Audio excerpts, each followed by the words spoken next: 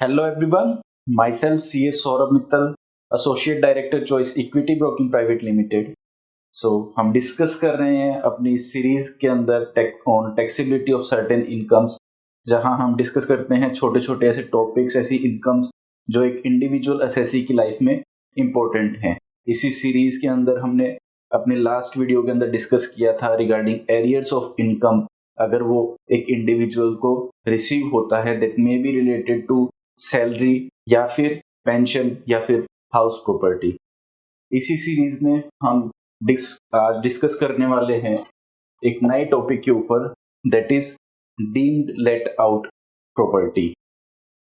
Deemed let out property से होने वाली इनकम की क्या टैक्सेबिलिटी है, क्या डीम्ड लेट आउट प्रॉपर्टी का कॉन्सेप्ट है, ये आज हम समझने वाले हैं। तो सबसे पहले आगे बढ़ने से पहले हम समझते हैं कि डीम्ड लेट आउट प्रॉपर्टी का कॉन्सेप्ट एक्चुअली है क्या।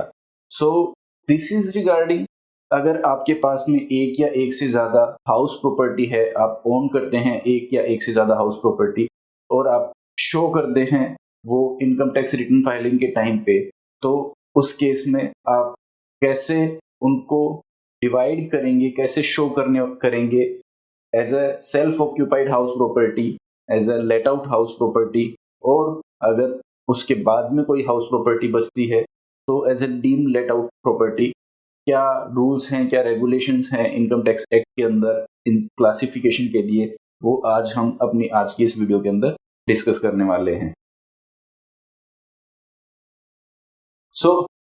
सबसे पहले अप टू असेसमेंट ईयर 2020-21 एक कंसेप्ट था कि आप इनकम टैक्स एक्ट के अंदर चाहे कितनी भी प्रॉपर्टी आप ओन करते हैं, आप सिर्फ एक हाउस प्रॉपर्टी को self occupied house property consider कर सकते हैं, शो कर सकते हैं। एक से ज्यादा अगर आपके पास हाउस प्रॉपर्टी है तो रिमेनिंग को आपको इधर लेट आउट हाउस प्रॉपर्टी आप कंसीडर करते थे, या फिर अगर आपने एक्चुअली उसको लेट आउट नहीं कर रखा है तो भी आपको उसको deemed let out house property मानना पड़ता था। इस कॉन्सेप्ट में थोड़ा सा रिलैक्सेशन गवर्नमेंट ने दिया और असेसमेंट ईयर 2021 से एक की कंडीशन को बढ़ा के उन्होंने 2 कर दिया है। तो अगर आपके पास में 2 से ज्यादा हाउस प्रॉपर्टी है, आप कोई भी प्रॉपर्टी को लेट आउट नहीं करते हैं, इवन देन आपके पास अगर 2 से ज्यादा हाउस प्रॉपर्टी है, 3, 4, 5 में भी कितनी भी हाउस प्रॉपर्टी है, तो 2 से ऊपर जितनी भी प्रॉपर्टी होगी, अगर आपने उसको लेट आउट नहीं भी कर रखा तो भी आपको मानना पड़ेगा that it is a deemed let out house property. Deemed let out है, आपने लेट आउट नहीं किया हुआ तो भी माना जाएगा कि वो लेट आउट है। और जो रूल्स रेगुलेशन के अंडर कैसे उससे टैक्सेबल इनकम कंसीडर की जाएगी, वो कैलकुलेशन हम आज समझने वाले हैं। तो 2 से ज्यादा अगर आपके पास हाउस प्रॉपर्टी है तो उसको हम deemed let out house property consider करेंगे।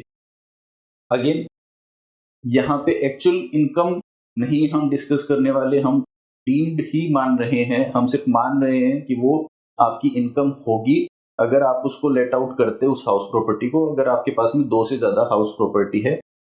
सिंस ये पूरा मैटर हाउस प्रॉपर्टी से रिलेट करता है तो इससे होने वाली कोई भी इनकम को हम income under the head house property ही टैक्सेबल करेंगे। Deemed let out house property से होने वाली इनकम को हम income under the head house property ही कंसीडर करेंगे। एक पॉइंट जो यहाँ पे आता है कि किस प्रॉपर्टी को हमें सेल्फ ऑक्यूपाइड मानना है, किस प्रॉपर्टी को हमें डीम लेट आउट मानना है, क्योंकि डीम लेट आउट के केस में एक्चुअल में ऐसा नहीं है कि मैंने किसी को उस प्रॉपर्टी को लेट आउट कर रखा है, सिर्फ मानना जाएगा क्योंकि मेरे पास 2 से ज्यादा हाउस प्रॉपर्टी है। तो वो चॉइस असेसी के ऊपर है कि अगर उसके पास में टोटल 3 हाउस प्रॉपर्टी है तो वो किन्हीं 2 को सेल्फ ऑक्यूपाइड मानेगा और थर्ड वन को late out house property consider करेगा।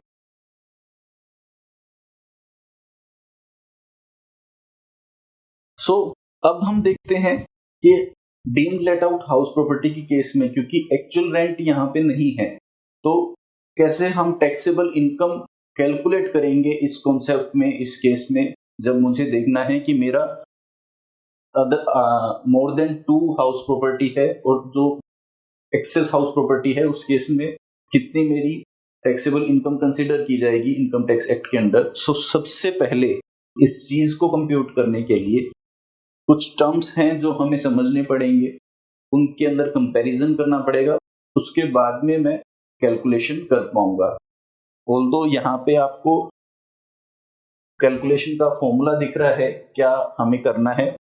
सबसे पहले हम देखेंगे म्युनिसिपल वैल्यू और fair value of the property. Municipal value क्या होती है एक प्रॉपर्टी की? सो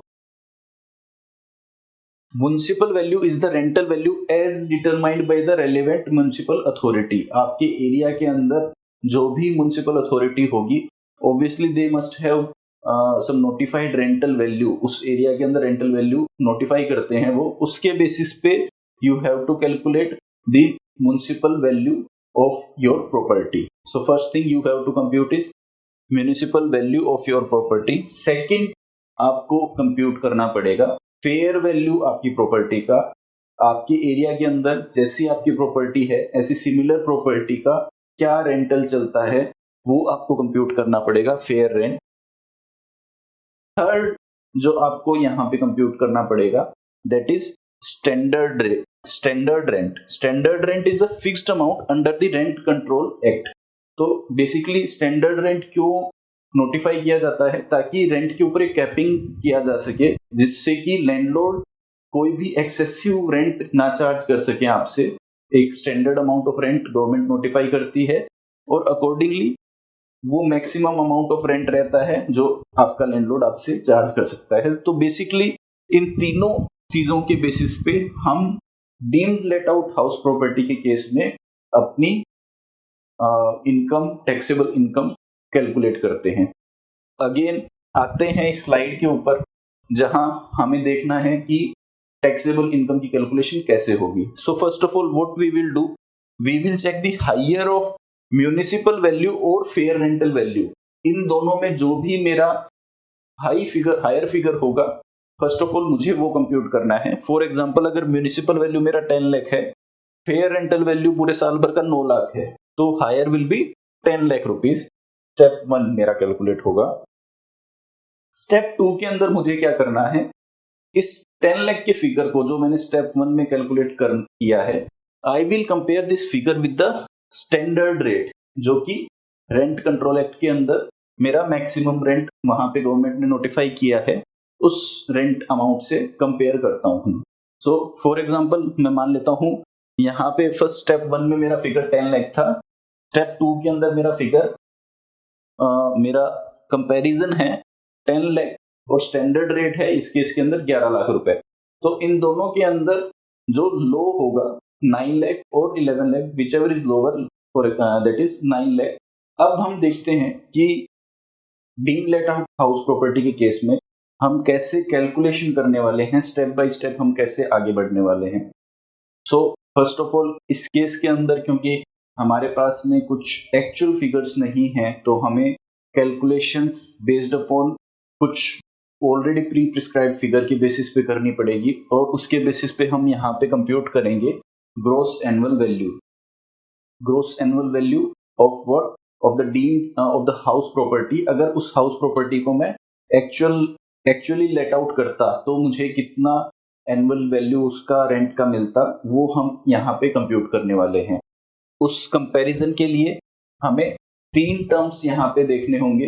first of all municipal value of the property, second fair value of the property, and the third one is standard rent of the property. इन तीनों के comparison के basis पे हम deemed let out of property case में gross annual value compute करेंगे और उसके बाद में टैक्सेबल वैल्यू, टैक्सेबल इनकम हम कंप्यूट करेंगे। सो फर्स्ट ऑफ ऑल हम यहाँ पे कंपेयर करेंगे म्युनिसिपल वैल्यू और fair rent of the house property. इन दोनों को कंपेयर करेंगे और इन जो भी इन दोनों के अंदर हायर अमाउंट होगा उसको हम स्टेप 1 के अंदर कंसीडर करेंगे। आगे बढ़ने से पहले एक बार समझते हैं कि कंपैरिजन क्या है इन टर्म्स के अंदर, म्युनिसिपल वैल्यू, फेयर रेंट और स्टैंडर्ड रेंट के अंदर। So first of all municipal value is the value of your property as notified by the municipal authority. आपके यहाँ पे लोकल म्युनिसिपल अथॉरिटी ने जो वैल्यू नोटिफाइड की हुई है आपके एरिया के अंदर प्रॉपर्टी की, that will be considered as the municipal value. Second जो चीज हमें यहाँ पे कैलकुलेट करनी पड़ेगी, that will be the fair rent of your property. मतलब आपके एरिया के अंदर अगर आपके जैसी सिमिलर प्रॉपर्टी अगर रेंट पे दी जाती है, उस केस में क्या उसका फेयर रेंट होता है, that will be calculated in this fair rent. Third one is the standard rent of your property, जो कि रेंट कंट्रोल एक्ट के अंदर नोटिफाइड है, जिसके बेसिस पे उस अमाउंट से ज्यादा आपसे रेंट नहीं चार्ज किया जा सकता या आप नहीं चार्ज कर सकते, उस अमाउंट का हमें कंसिडर करना पड़ता है स्टेप नंबर 2 के अंदर. तो अगेन हम आते हैं वापस step by step calculation of gross annual value में, जिसके अंदर हमने फर्स्ट स्टेप में कंपेयर करना है म्युनिसिपल वैल्यू और फेयर रेंट को. जो हायर होगा वो मेरा स्टेप 1 का वैल्यू होगा. सेकंड स्टेप के अंदर I will compare value of step 1 and standard rent of the property. उन दोनों में जो भी लोअर अमाउंट होगा that will be considered as my gross annual value. एक एग्जांपल के साथ हम इसको समझते हैं ताकि हमें और ज्यादा इसके ऊपर क्लैरिटी मिल सके. एक एग्जांपल हम यहाँ पे लेते हैं जहां पे मिस्टर ए हैं, इनके पास में कोई हाउस प्रॉपर्टी है जिनको इनको कंसीडर करना है as a deemed let out house property. उनके पास में कैलकुलेटेड फेयर रेंट है 10 लाख रुपए पूरे साल भर का उनको उस प्रॉपर्टी का मिल सकता था. ये उन्हें पता चला क्योंकि उन्होंने आसपास में जो प्रॉपर्टी अवेलेबल है, जो रेंट चार्ज किया जाता है, उसके बेसिस पे उन्होंने कंपेयर किया है. सेकंड म्युनिसिपल वैल्यू जो उनकी प्रॉपर्टी की है that is 8,50,000 rupees. 8,50,000 is the municipal value of the property. Third standard rent of the property, जो कि इस केस के अंदर 9 लाख रुपए है. तो स्टेप बाय स्टेप कैलकुलेशन करेंगे अगर इस केस के अंदर. I will first check higher of these figure 10 lakh and 8,50,000. तो इस केस में मेरा निकल के आएगा 10 लाख रुपीज. स्टेप 2 के अंदर अगर हम कैलकुलेशन करेंगे, इन दैट केस 10 लाख को हम कंपेयर करेंगे 9 लाख से. इन दोनों में जो भी लोअर वैल्यू होगा, इस केस के अंदर 9 लाख रुपीज है. ये 9 लाख रुपीज मेरा स्टेप 2 का कैलकुलेशन है और इसको हम कंसीडर करेंगे जीएवी ग्रॉस एनुअल वैल्यू. तो इस केस के अंदर मेरा ग्रॉस एनुअल वैल्यू जो होगा that will B 9 lakh rupees. So basically जब हम ग्रॉस एनुअल वैल्यू कैलकुलेट कर लेते हैं तो अकॉर्डिंगली हम टैक्सेबल इनकम उसको कंसीडर करेंगे from deemed let out house property, ये मानते हुए कि अगर इस हाउस प्रॉपर्टी को मैंने पूरे साल भर लेट आउट किया होता तो मुझे 9 लाख रुपए की इनकम इससे होती. वो मुझे मेरा हाउस प्रॉपर्टी से इनकम कंसीडर करना पड़ेगा. सो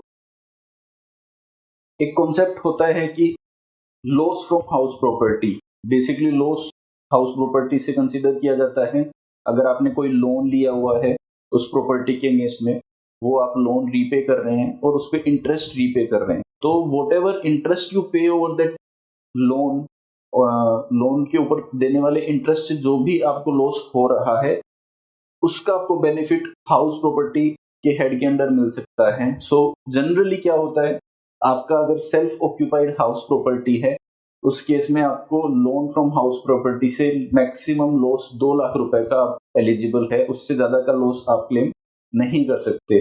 दैट इज अगर आप पूरे साल भर में 5 लाख रुपए का इंटरेस्ट रीपे कर रहे हैं, 5 लाख रुपए का इंटरेस्ट पे कर रहे हैं, जो लोन आपने बैंक से या किसी फाइनेंशियल इंस्टीट्यूशन से लिया है उस हाउस प्रॉपर्टी को परचेज करने के लिए, उस पे अगर आपने 5 लाख रुपए का इंटरेस्ट पे किया है, आपको बेनिफिट इस सेक्शन के अंदर हाउस प्रॉपर्टी के अंदर मैक्सिमम 2 लाख रुपए का मिलता है अगर वो सेल्फ ऑक्यूपाइड हाउस प्रॉपर्टी है. अदरवाइज अगर वो house property late out house property है या फिर deemed let out house property है, उस केस में ये कैपिंग नहीं है और जितना भी आपने एक्चुअल इंटरेस्ट पे किया है उस हाउस प्रॉपर्टी में, वो पूरा का पूरा अमाउंट कंसीडर किया जाता है एज अ लॉस. और मे बी अगर आपने 5 लाख रुपए का इंटरेस्ट पे किया है तो वो पूरा का पूरा आपको एज अ एक्सपेंस वहां मिलेगा और वो आपका loss under house property consider किया जाएगा. आपकी जो भी अगर इनकम है वहां पे हाउस प्रॉपर्टी हेड में, तो उससे आप एडजस्ट कर सकते हैं उस इंटरेस्ट अमाउंट को.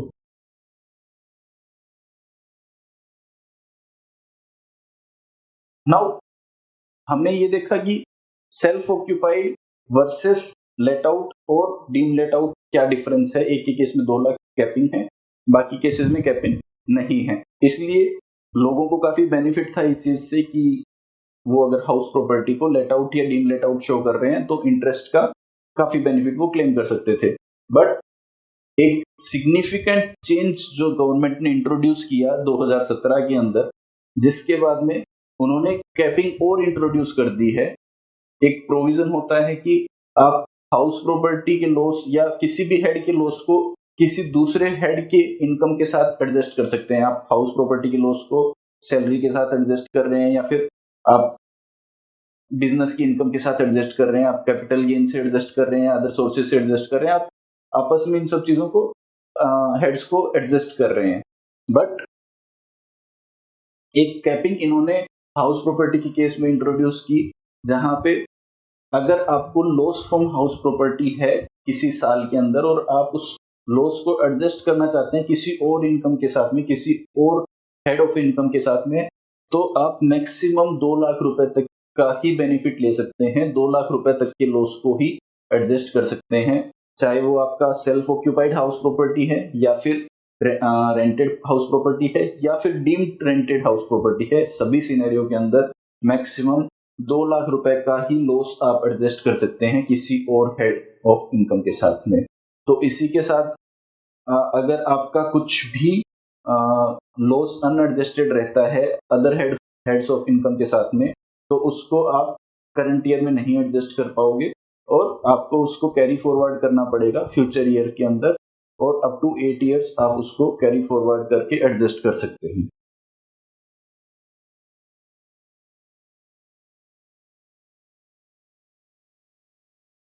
सो आपने लॉस इनकर किया, आपने एक्चुअल इंटरेस्ट पे किया है, जिसको आपने जितना एडजस्ट हो सकता था अदर हेड्स ऑफ इनकम के साथ एडजस्ट किया, और उसके बाद में आप उसको कैरी फॉरवर्ड कर रहे हैं। क्योंकि 2 लाख रुपए की कैपिंग है यहाँ पे, तो आप जो बैलेंस लॉस बचेगा उसको फ्यूचर ईयर्स में कैरी फॉरवर्ड करें।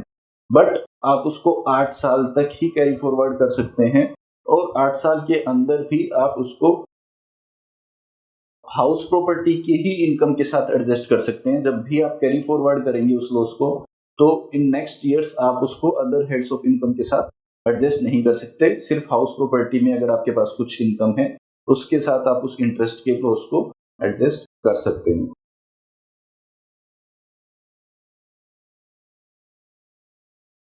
एक एग्जांपल लेते हैं यहाँ पे। मिस्टर एक्स जो एक इंडिविजुअल असेसी है, he owns 4 house property, 4 house property है उनके पास में। हमने फर्स्ट एग्जांपल में देखा था कि चाहे आपके पास कितनी भी हाउस प्रॉपर्टी हो, आप सिर्फ 2 हाउस प्रॉपर्टी तक कंसीडर कर सकते हैं कि वो आपने एक्चुअली ऑक्यूपाइड कर रखी है, सेल्फ ऑक्यूपाइड कर रखी है। 2 से ज्यादा अगर आपके पास हाउस प्रॉपर्टी है, तो आपको रिमेनिंग हाउस प्रॉपर्टी को यही कंसीडर करना पड़ेगा, या तो वो एक्चुअली लेट आउट है, या फिर आपको मानना पड़ेगा कि वो आपने डीम लेट आउट की हुई है। So in this case 4 house property है एसएससी के पास, 2 एसएससी ने कंसीडर की है कि उसकी खुद में सेल्फ ऑक्यूपाइड है, 2 उसने डीम लेट आउट इस केस के अंदर कंसीडर की है। नाउ इन चारों से होने वाले इनकम और इससे रिलेटेड इंटरेस्ट एक्सपेंसेस सब कंसीडर करने के बाद में ही come out with the loss of rupees 10 lakh under the head income from house property. House property head के अंदर टोटल 10 लाख रुपए का लॉस इस सिनेरियो के अंदर असेसी को है। Now this 10 lakh rupees, the maximum amount from self occupied house property इस सिनेरियो के अंदर 2 लाख रुपए का हो सकता है। बाकी का जितना भी लॉस होगा वो मेरा deem let out house property से कंसीडर किया जाएगा। मतलब जो 2 सेल्फ ऑक्यूपाइड हाउस प्रॉपर्टी मैंने यहाँ पे कंसीडर की है, अगर इनके केस में मैंने 2 लाख से ऊपर का भी इंटरेस्ट पे किया होगा, तो भी इस 10 लाख के अंदर सिर्फ 2 लाख का इंटरेस्ट कंसीडर किया गया है उन सेल्फ ऑक्यूपाइड हाउस प्रॉपर्टी के लिए, जबकि remaining 8 lakh pertains to the deemed let out house property. So total मेरा हाउस प्रॉपर्टी हेड के अंदर लॉस है 10 लाख रुपए का, बट करंट ईयर के अंदर इस 10 लाख में से 2017 की अमेंडमेंट के बाद में मैं सिर्फ 2 लाख रुपए तक का ही लॉस बाकी हेड्स ऑफ इनकम से एडजस्ट कर सकता हूँ। रिमेनिंग 8 लाख रुपीज का लॉस मैं सिर्फ कैरी फॉरवर्ड कर सकता हूँ नेक्स्ट ईयर के अंदर, अगले 8 साल तक, और अगले 8 साल के अंदर मैं सिर्फ उसको हाउस प्रॉपर्टी की इनकम के साथ एडजस्ट कर सकता हूँ, किसी और हेड ऑफ इनकम के साथ एडजस्ट नहीं कर सकता।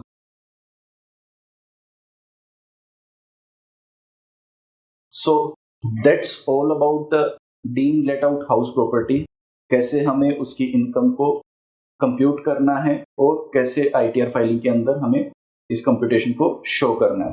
Hope you like this video. If you like this video, please press the like button, share and subscribe our channel for regular updates. Thank you.